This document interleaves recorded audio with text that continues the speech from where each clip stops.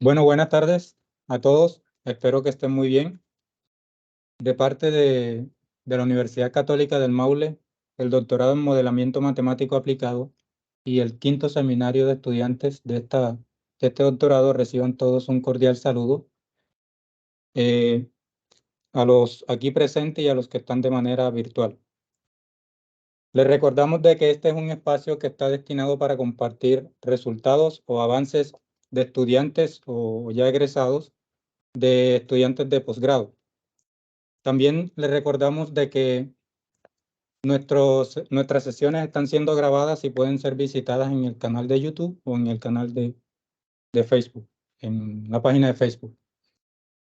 Para dar inicio a esto, entonces, ahora sí, en este importante encuentro, saludamos y le damos la bienvenida a la doctora Ledis Cuesta Herrera, la cual es licenciada en Matemáticas de la Universidad Industrial de Santander, Colombia, magíster en Ciencias en Estadística, Universidad de los Andes de Venezuela, doctora en Modelamiento Matemático Aplicado de esta universidad, Universidad Católica del Maule.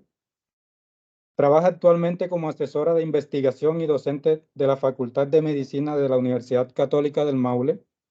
Sus áreas de interés se centran en las líneas de investigación referente a enfermedades infecciosas, oncología molecular, neurociencia y geociencias a través de métodos estadísticos y modelos matemáticos aplicados a las ciencias de la salud, las ciencias de la Tierra y la simulación computacional.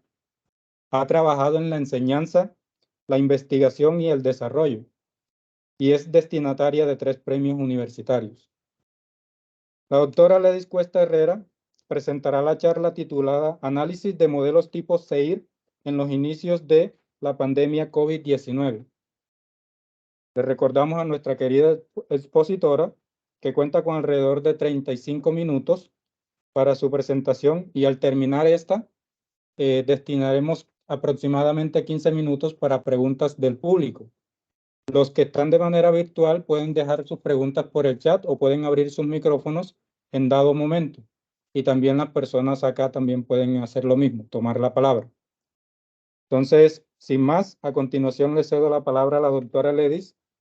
Y bueno, muchas gracias. A ustedes, muchas gracias por la invitación. Bueno, gracias por la presentación, también por la invitación a este seminario de estudiantes. Como lo decía Yair, hoy voy a presentar un trabajo que se realizó, fue un arduo proceso realmente y lo titulé para el día de hoy, Análisis de modelos tipo SEIR en los inicios de la pandemia COVID-19. Vale resaltar que este es meritorio ya de una publicación que al final se las mostraré en caso de que quieran ahondar un poco más sobre la temática de este proceso. Entonces, para dar inicio a esta presentación, recordemos que el modelo matemático epidemiológico SEIR hace referencia a susceptibles, expuestos, infectados y recuperados. Este modelo fue empleado de manera exhaustiva a inicios de la pandemia COVID-19 por su riqueza y porque nos daba esa capacidad también de predecir en algunos casos cargas hospitalarias, evaluar medidas sanitarias para contener la pandemia, entre muchas otras cosas. En este orden de ideas, pues hemos también evidenciado algunas fallas en estas predicciones de esos primeros modelos que se llevaron a cabo en la pandemia COVID-19, de allí a que nuestro interés sea en modelos en inicios de la pandemia. Y recordemos que también se considera necesario evaluar estas principales diferencias en los planteamientos de los modelos matemáticos en general y también en su verificación. Entonces, para este estudio nosotros realizamos una revisión sistemática en la cual es importante resaltar lo siguiente. Para hacer una revisión sistemática, lo primero que se debe hacer es ahondar en la historia de eso que queremos revisar. En este caso, son los modelos matemáticos tipo SEIR para la pandemia COVID-19. Sin embargo, hay que ahondar en los primeros modelos epidémicos históricamente que se han llevado a cabo. Entonces, aquí tenemos algunos ejemplos puntuales. Para 1761 de Allenberg, desarrolló un método para analizar riesgos competitivos de muerte. En 1766, Daniel Bernoulli estudia el análisis de la prevalencia de equilibrio específico de los individuos inmunes a la varicela. En 1855, John Snow trabaja por primera vez con algo que se denominó la epidemiología de a pie, y esto a raíz de un brote de cólera. Aquí es importante ahondar en la historia un poco, porque gracias a John Snow tenemos el primer registro de técnicas de muestreo a raíz del brote de una enfermedad, ¿ok? Y esto fue apañado por el registrador de la época, que era William Farr, el cual estaba en contraposición un poco de lo que decía John Snow, y luego se dieron cuenta que, a pesar de estar trabajando de manera distante, llegaron al mismo fin de descubrir que ese brote de cólera era a raíz de la contaminación del agua que llegaba a ciertas casas de esa zona. En 1889 tenemos a Prithioth Demetriuk. Él publicó uno de los primeros modelos epidémicos estudiando sucesivos brotes de sarampión de décadas anteriores. Ya a inicios del siglo XX tenemos a alguien que quizás ya nos retumbe un poco más, que es el médico y matemático McKendrick, el cual consideró que la probabilidad de que una nueva persona padeciera una infección contagiosa es directamente proporcional al número de susceptibles e infectados en un instante del tiempo. Este estudio de McKendrick conllevó a que en 1927 se juntara al bioquímico y matemático William Kermack, en el cual publican uno de los primeros sistemas de ecuaciones diferenciales que décadas después sería el modelo reconocido como SIR, susceptible, infectado y recuperado. Con esto se quiere decir que el modelo SIR es una modificación de este primer modelo expuesto en ese momento. Ahora el cuestionamiento es, ¿por qué estamos hablando de historia? Cuando nosotros hacemos artículos de revisión puntualmente de modelos matemáticos, lo primero que les van a pedir es esto, la historia. ¿Qué ha pasado históricamente si tú quieres estudiar un modelo específico, que en este caso son tipos SEIR, en la historia? ¿O cómo se llegó a ese modelo? Entonces, ese es el proceso pasado a la historia de cómo llegamos a un modelo SIR, susceptible, infectado, recuperado, del cual se desencadena el SEIR y todos los demás que vamos a ver a continuación. Dentro de las revisiones nos van a pedir también ventajas, desventajas, limitaciones de ese trabajo que nosotros pretendemos presentar. Dentro de las ventajas de los modelos tipo SEIR, se reconoce la existencia biológica del tiempo de incubación en una enfermedad infecciosa. De allí a que SEIR, esta parte de expuesto, recordemos que sería susceptible, expuesto, infectado, recuperado, estaría realmente en un periodo de latencia o en un periodo, un tiempo de incubación en esta enfermedad infecciosa, permitiendo un enfoque un poco más realista. Otra de las ventajas es que a pesar de que los modelos matemáticos, algunos no pueden realizar predicciones precisas, ¿y esto por qué se da? Porque tenemos escasez de datos. Puede ser que no contemos con esos datos o que sí existan los datos, pero en algunos casos son muy costosos. Entonces, estos modelos se convierten en modelos de gran utilidad. ¿Para qué? Para calcular el efecto de las medidas de control aún antes de iniciar las epidemias. Esto por eso hizo que cuando iniciara la pandemia COVID-19, principalmente viéramos modelos tipo SEIR, porque lo que queríamos en ese momento, precisamente a través de esos modelos, era calcular esos efectos de esas medidas de control que estaban tomando los diferentes gobiernos. Además, este tipo de modelos también nos puede ayudar a prever la evolución de una enfermedad, obtener estimaciones de sus características, como por ejemplo tasas de mortalidad, hospitalización, entre muchas otras, y conocer el impacto de las intervenciones para nuestro caso en particular de la evolución de la COVID-19. Limitaciones. Hay distintas limitaciones. Yo realmente hoy en esta exposición les traigo un resumen. En el documento está un poco más extenso, pero entre esas principales limitaciones están que, bueno, a pesar de que los modelos SEIR nos permitan evaluar el impacto de esta intervención, como lo dijimos anteriormente, es difícil considerar las posibles interacciones entre diferentes intervenciones en un mismo modelo. Entonces, esto conlleva a que se complejice encontrar parámetros, es decir, entre más compartimentos nosotros creemos dentro de un modelo tipo SEIR, más complejo va a ser luego la estimación de estos parámetros, sobre todo si no contamos con datos. No involucran la variabilidad de las fuentes de información, no involucran los posibles errores y sesgos, y de esta manera van a poder ser usados parámetros de contextos similares dentro de nuestro modelo, que fue lo que inicialmente pasó en la COVID-19. Nosotros desconocíamos qué tanta variabilidad se tenía de las fuentes de información porque no existían fuentes de información. Entonces se tomaban modelos, por ejemplo, de influenza, de SARS, de H1N1, y eso es una limitación. También se resalta que al inicio de la pandemia, tras los primeros contagios, aquí les traigo un ejemplo muy puntual, que se dio en Reino Unido. Dentro de Reino Unido se publicaron varios modelos matemáticos iniciando la pandemia. Sin embargo, estos modelos nos daban unos resultados que luego nos dimos cuenta que desafortunadamente no eran conducentes con lo que finalmente sucedió. Entonces, estos modelos mostraban factores más benignos o desenlaces más benignos y sobrevaloraban la idea del efecto protector de una rápida inmunidad de rebaño.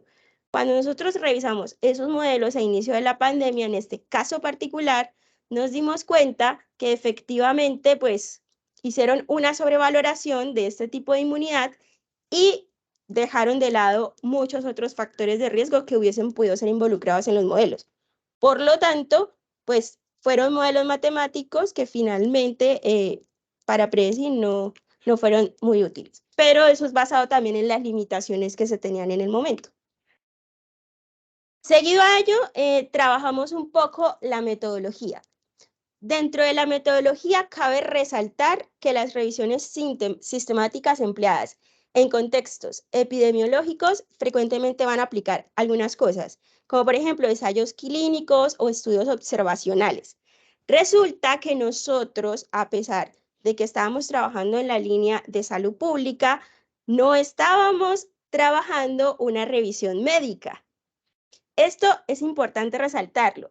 Cuando ustedes, si en algún momento tienen la oportunidad de trabajar en una revisión médica, deben tener en cuenta que las revisiones médicas, antes de empezar el proceso, deben llenar una ficha que se llama Próspero.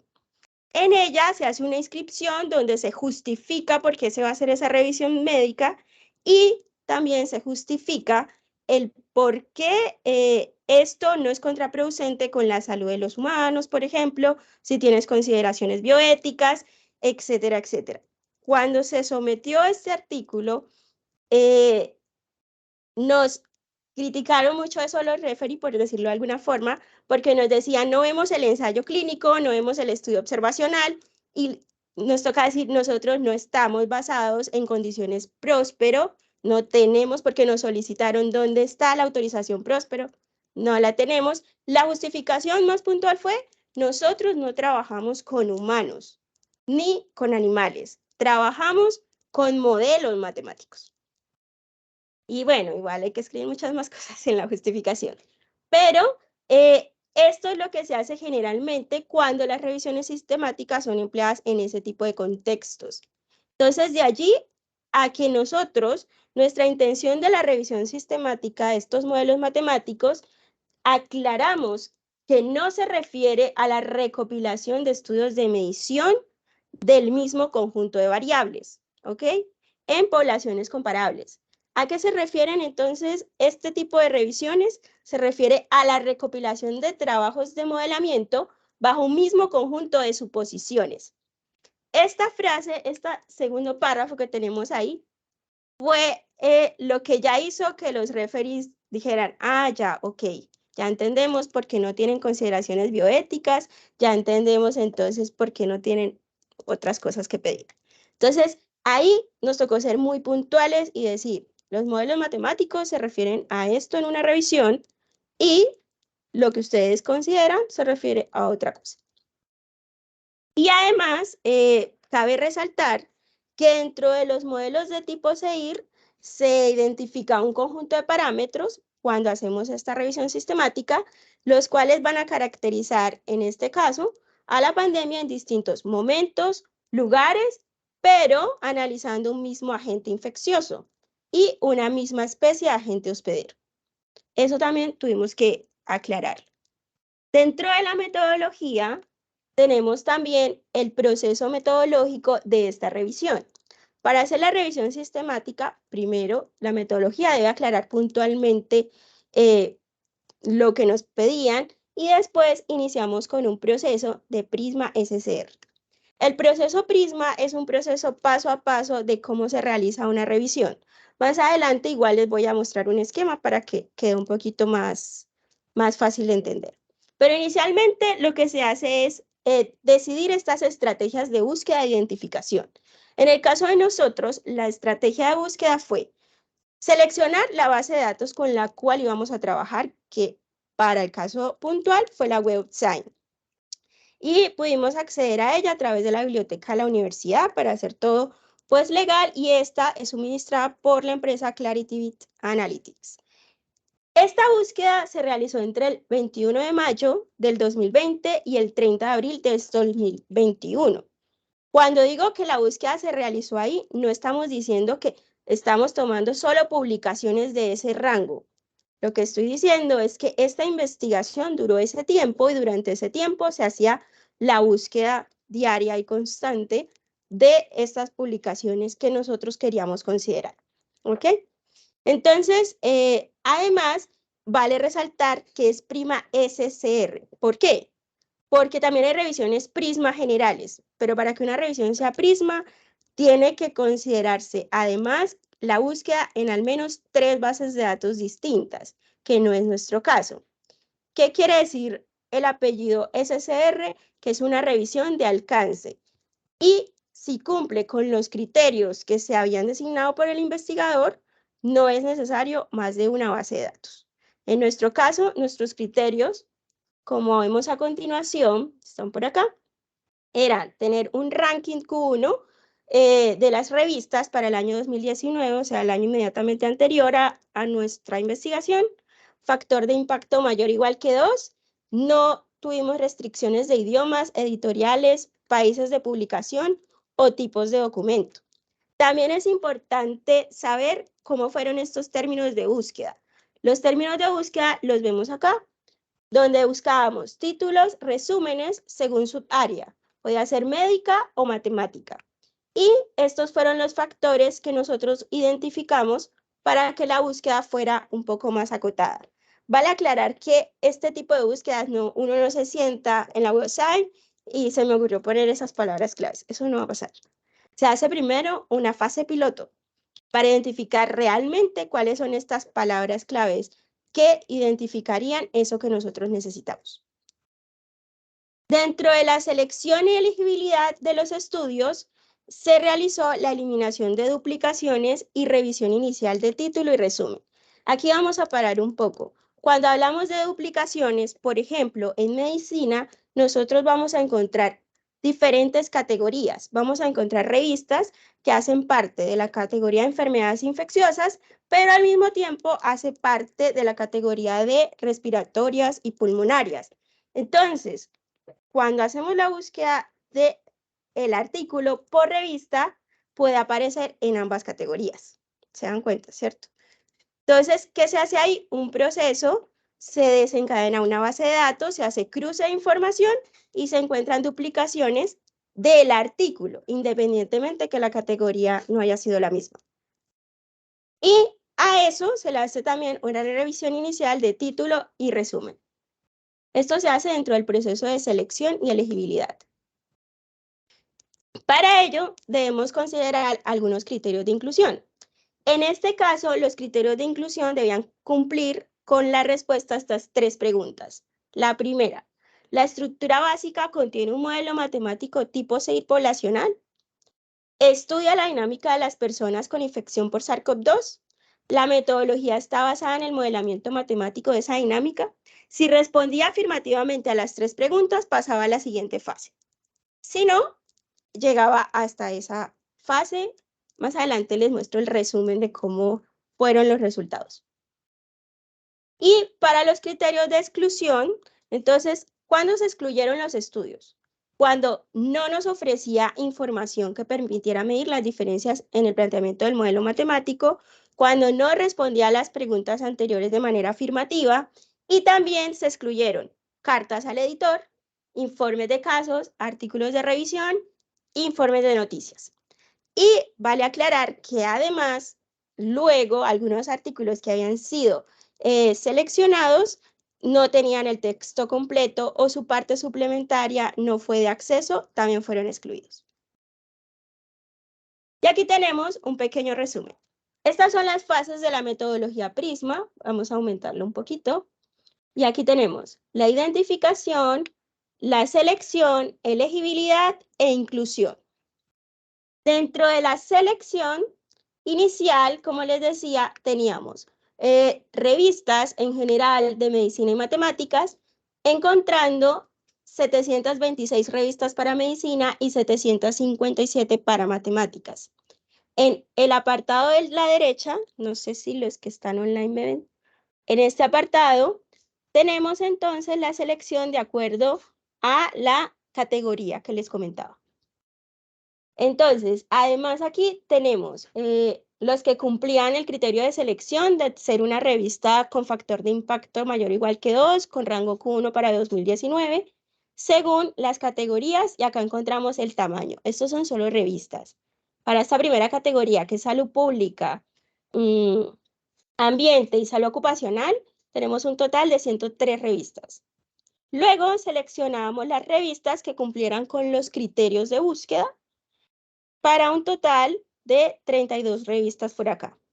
Y seguido a ello, entonces aquí teníamos ya los artículos como tal dentro de cada categoría. Es decir, de estas 32 revistas, logramos que 87 artículos cumplieran con los criterios de búsqueda de inclusión. De estas 21 revistas dentro de la categoría de enfermedades infecciosas, logramos encontrar 123 artículos. Y en la parte de abajo tenemos las revistas matemáticas. Entonces, en categoría de matemáticas aplicadas encontramos 15 revistas, de las cuales 74 artículos fueron abarcados para esta parte del proceso. Luego, en el proceso de la elegibilidad, entonces aquí como podemos ver, se leyó a todos estos artículos, se les leyó el título, el resumen y la metodología. Una vez hecha esta lectura, nosotros acá logramos de estos 87 artículos elegir 11 artículos. De 123 en enfermedades infecciosas se eligieron 16 artículos. Y seguido a esto, entonces el proceso de inclusión conllevó a hacer una lectura completa de estos artículos que tenemos acá arriba, que son como 78, creo. Y bueno, ahí se puede sumar. Y en la inclusión, finalmente fueron incluidos 32 artículos, que es a los que se les realiza un análisis descriptivo de la información suministrada. Entonces, para la evaluación de esos artículos ya incluidos, nos cuestionamos estas preguntas. ¿Plantean compartimentos para la población adicionales a los correspondientes al modelo clásico CEIR? ¿El modelamiento matemático se basa en un modelo conceptual adecuado para la COVID-19? ¿Incluye análisis gráfico? ¿Se documenta el lugar y el periodo de tiempo para el cual se realizó el estudio? ¿Hallan e interpretan el número reproductivo básico R0? ¿Se presentan los valores de los parámetros considerados y sus fuentes de información? Esto, las respuestas también eran dadas en una matriz de datos. Entonces, todo esto tenía que ser a doble o triple ciego, es decir, 2 o 3 autores al mismo tiempo tenían que ir en las diferentes fases.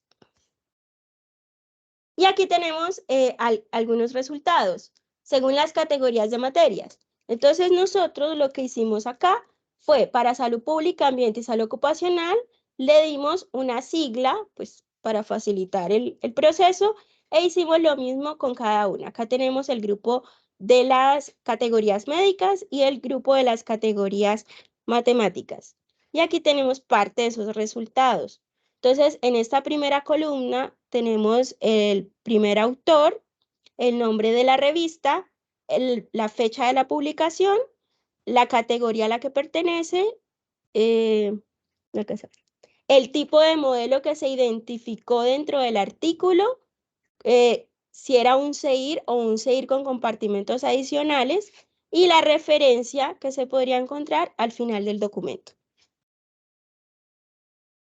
Aquí, entonces, por elaboración propia, se realizó los compartimentos que se encontraron en estos 32 artículos. Es decir, en su mayoría, en estos artículos encontramos compartimentos susceptibles, expuestos, infectados, cuarentenas parciales, recuperados, cuarentenas totales, sospechosos, asintomáticos, susceptibles en cuarentena, y solamente 3 artículos presentaban reservorio.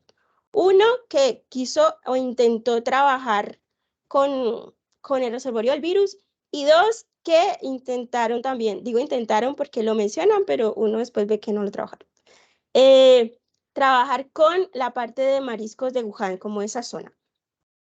Y por eso no está como conectada a ninguna de las otras compartimentos. Aquí vale resaltar que el compartimento de susceptibles puede pasar a ser sospechoso, y el sospechoso podía volver a ser susceptible. Eso pasó en algunos de los artículos seleccionados. Lo mismo pasaba acá. El susceptible podía pasar a ser susceptible en cuarentena, y el susceptible en cuarentena volver a ser susceptible, ¿sí? En general, los que se encontraban en el estado expuestos, o el compartimento expuesto, podían pasar a ser asintomáticos, y de asintomáticos a recuperados. Eso es como, en este modelo conceptual, lo que intentamos hacer fue detallar en su mayoría todos los posibles compartimentos de modelos tipo SEIR dentro de estos 32 artículos incluidos. También, dentro de todos los compartimentos, como pueden evidenciar, hay mortalidad en todos. Aquí tenemos algunos resultados descriptivos de lo que se llevó pues a cabo en el proceso. Lo tenemos aquí por categoría de materia, por región y por modelos generales. Entonces aquí tendríamos susceptibles, expuestos, infectados, recuperados, susceptibles, expuestos, infectados, en cuarentena, recuperados, y así sucesivamente. Aquí lo que tenemos es la región, es decir, de esas 32 publicaciones, 6 de esta categoría están en China, 2 en Asia en general, 2 en Norteamérica, 3 en Europa. Combinado quiere decir que podían estar trabajando 2 lugares al mismo tiempo, o 3 o 4, o tomaron datos de un lado y de otro y hicieron comparaciones.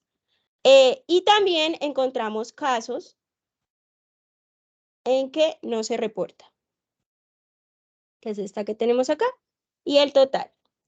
Lo mismo para cada categoría, y en los modelos generales, entonces, según la categoría, el tipo de modelo que podíamos ir identificando. Entonces, por ejemplo, los modelos tipo SEIR tradicionales, clásicos, se encontraron más en las revistas matemáticas. ¿Se dan cuenta? Mientras que con compartimentos adicionales se encontraban a veces por acá, creo que tenemos, en las médicas en general. Bueno, ahí se puede ver después con más detalle. Las paréntesis indican porcentajes, por si acaso. Y aquí tenemos el mes de recepción del artículo. Entonces, decidimos ver la diferencia. Una cosa es mes de recepción y otra es mes de publicación. Entonces, hay que tener cuidado con eso. En mes de recepción, nosotros analizamos también por categoría de materia entre enero-junio y julio-diciembre. Y el mes de publicación, en cambio, tuvimos que generar intervalos de febrero a julio y agosto-diciembre. ¿Por qué? Porque esos intervalos van a depender de la información también suministrada. A manera de conclusiones, son muchas conclusiones, pero una en resumen es que estos artículos en su mayoría emplean modelos tipo SEIR ampliados con compartimentos adicionales, como lo pudimos ver anteriormente. También existen discrepancias entre la amplitud y la calidad metodológica de los artículos publicados según la materia temática de cada revista. Esto a inicios de la pandemia. Después ya se empezaron a ver más unificaciones, como que todos buscaban el mismo camino. Y de allí a que la recomendación es que la unificación de criterios de calidad para la descripción de los modelos en cualquier revista es recomendada. Vienen las gracias, pero voy a mostrarles un poco la matriz de datos como era, por si acaso. Entonces, aquí tenemos, dentro de las referencias, quise dejarles la referencia como tal de la publicación. Si quieren más detalles, también me pueden escribir, no hay ningún problema. Muchas gracias. Esto que ven acá alrededor del gracias son algunos de esos modelos conceptuales dentro de esas revistas, de artículos, perdón, que fueron incluidos. Ahora quiero mostrarles un poquito el Excel. Entonces, ¿sí se ve bien? Sí. Acá en el Excel nosotros podemos pues evidenciar todo el registro de la información.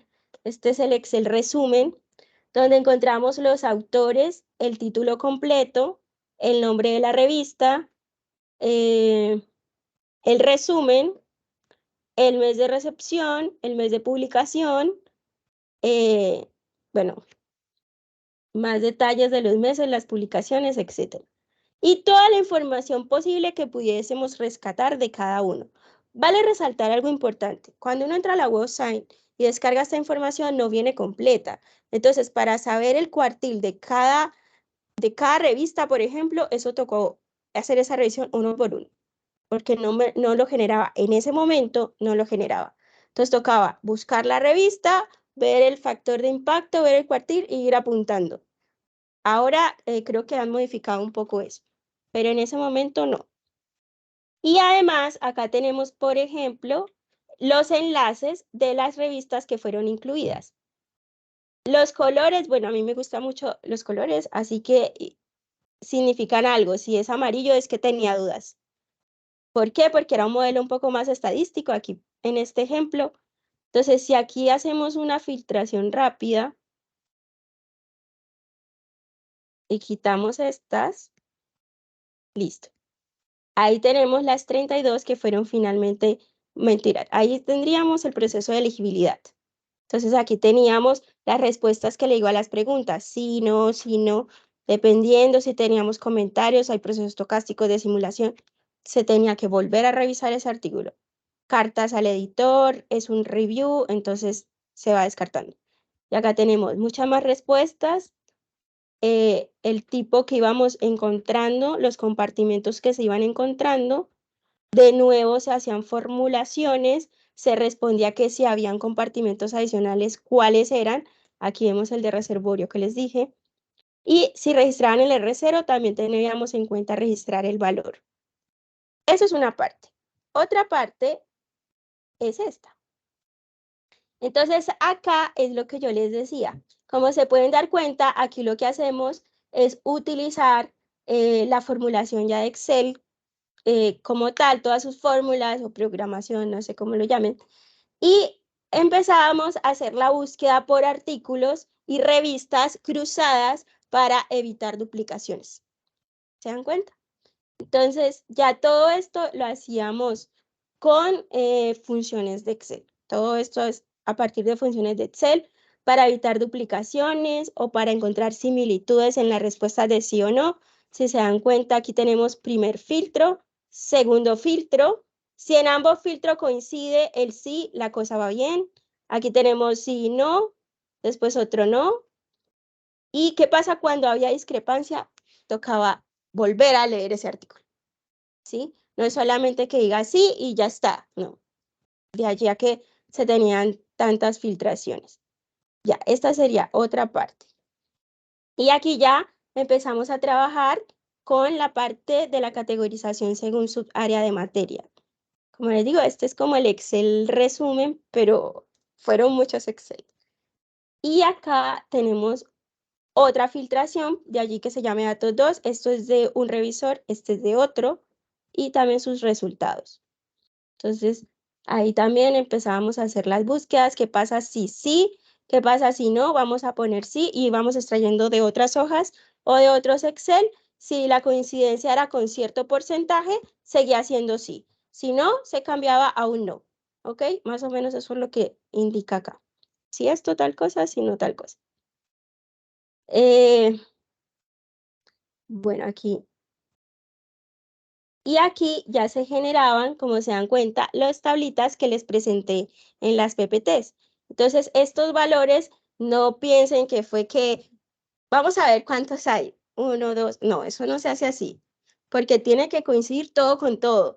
Entonces, la extracción también se hacía a través de funciones. Entonces, aquí, por ejemplo, vamos a hacer un contar si, revisamos los datos, la información cruzada, vamos a las otras hojas y él hace el conteo automáticamente y me dice, mira, de esta materia hay 9 de este tipo, de esta hay 5 y así, sucesivamente se iba llenando. Y lo mismo por acá. Entonces, para hacer estas tablas que ustedes vieron, se hacía exactamente igual. Se extraía de todas las hojas o de otro archivo Excel toda la información y él hacía un cotejo y iba mencionándonos pues la cantidad total para no tener luego ambigüedades y, o sea, que uno dice una cosa y otros otra. Lo mismo por acá. Y aquí pues ya empieza la parte ya uno a poner todo bonito, por ejemplo, en este caso teníamos este modelo que finalmente desistimos y ese artículo no se incluyó. Entonces, miren, aquí parecía como que ya terminamos y todavía seguíamos haciendo más revisiones de ese mismo artículo. Bueno, y yo creo que con eso ahora sí puedo decir que muchas gracias.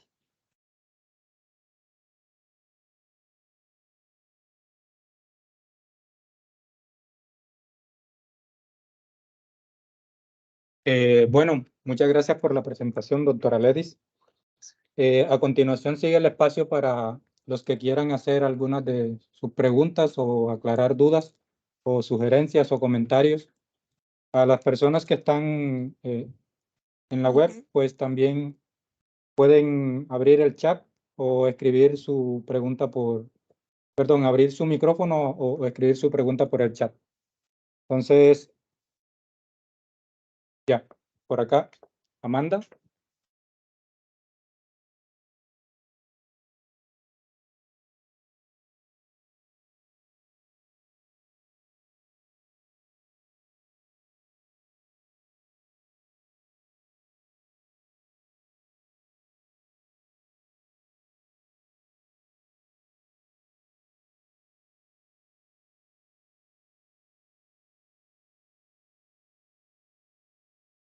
Por supuesto, matemáticos, hay otros que vienen del área de medicina. ¿Cuáles son esas diferencias? Hay diferencias puntuales en cuanto a la formación de los autores. Sí, por ejemplo, vamos a empezar con la segunda. En la parte que nosotros encontrábamos en las revistas médicas, se evidenció que casi todos los artículos tenían un modelo conceptual. O sea, siempre tenían en la figura, tenían el compartimento seguir, pero siempre el modelo conceptual. En las revistas matemáticas, generalmente no ponían modelo conceptual. Entonces, por ejemplo, si nosotros queríamos evaluar si existía o no un modelo conceptual dentro del artículo, iba a ser muy, muy difícil. Eso se consideró y se quitó, ¿sí? Porque en las médicas fue prevalente, pero en las matemáticas no. Ahora, en las médicas siempre se basaban más en la descripción y en el resultado. Ejemplo, el R0 es tanto, pero no mostraban un proceso de cómo se llegó a ese R0. En las revistas matemáticas, bueno, en los artículos en revistas matemáticas encontrábamos que efectivamente sí hacían todo el proceso de Van den Dries casi siempre para llegar al R0, ¿sí? Y pues se explicaba como tal el R0 desde un contexto. También se diferenciaba mucho eso. El valor, por ejemplo, en las médicas te decía como el R0 es tanto y su explicación era más en su contexto. Y en las matemáticas, más matemático, ¿sí? Ahora, en las pautas generales, lo que pasa es que cuando nosotros iniciamos ese proceso de búsqueda, dijimos así como, ok, modelos tipo seguir, porque recordemos que fue a inicios de la pandemia y era como lo que se veía por todas partes, modelos tipo seguir, seguir, seguir, con o sin compartimentos. Pero nos dimos cuenta que no había una estructura como tal. Casi siempre tenía compartimentos adicionales O no hay criterios, por ejemplo, había modelos que decían, utilizamos parámetros de la influenza. Otros decían, utilizamos del H1N1. Otros utilizamos lo del SARS. Otros, en cambio, sí decían, en el laboratorio de Alemania pudimos tener datos y utilizamos esos datos de la COVID-19. Entonces, ahí es donde uno dice, deberían ser, si bien todos eran virus, todos eran respiratorios, no era fácil distinguir cuál está bien o está mal, al menos no en ese momento. ¿Sí? Eso.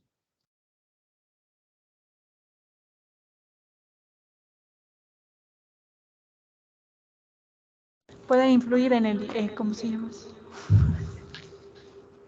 Si bien la revista puede influir en cómo se presentan los resultados del modelo, yo me preguntaba era por los autores. Por ejemplo, yo podría publicar en una revista de medicina y quizá me rechacen porque tienen un criterio ya predefinido de cómo se deben hacer las publicaciones, o no necesariamente. Ahora es que lo silencié porque se escucha doble.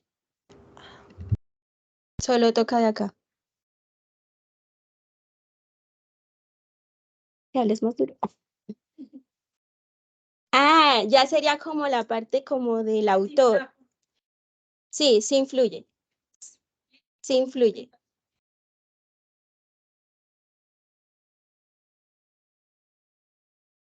Escucha. Tengo, no sé, ciertos resultados, entonces voy a cierta revista y si tengo ciertos otros a otra revista. Creo que Sí, hay criterios de la revista que sean justamente así o es por los autores. mira, eso es bueno. Las revistas, al menos las que nosotros incluimos, igual hicimos esa tarea, entrar a la revista, ver si quizás si quisiéramos someter algo de modelo tipo seguir y no. No te dicen un criterio como que si recibimos o no. ¿Qué hace uno? Uno lo que hace es buscar en la revista, porque yo creo que eso lo hemos hecho todos. Buscamos en la revista y vemos, ah, se han publicado esto, voy a enviar ahí, ¿sí? Pero que la revista diera un criterio, no. Ahora, que si los autores influyeron en cómo estaban presentados los resultados, efectivamente sí.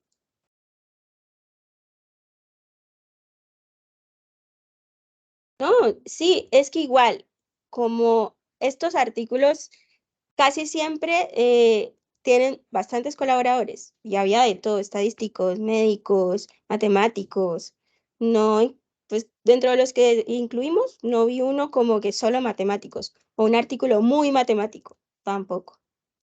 Actualmente sí se están viendo. O sea, actualmente uno busca y si hay artículos muy matemáticos referente a la COVID-19. No, es que eso va a depender de la revista, porque si tú tienes algo muy matemático, no estás pensando en enviarlo a una revista médica o interdisciplinaria.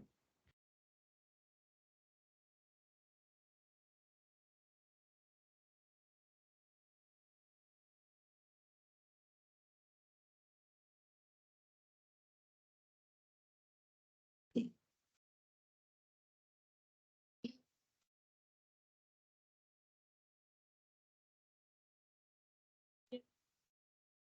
Un aporte hacia las matemáticas en sí mismas, debería ser. No sé si No, las sí. matemáticas y viceversa, no sé. Yo creo que es más factible que el matemático aplicado le toque leer la revista médica que al revés. Sí. O sea, los médicos no irían. Yo creo que, o sea, son escasos. Son más escasos que lo contrario. Sí. ¿Alguien más tiene preguntas? Las personas que se encuentran online.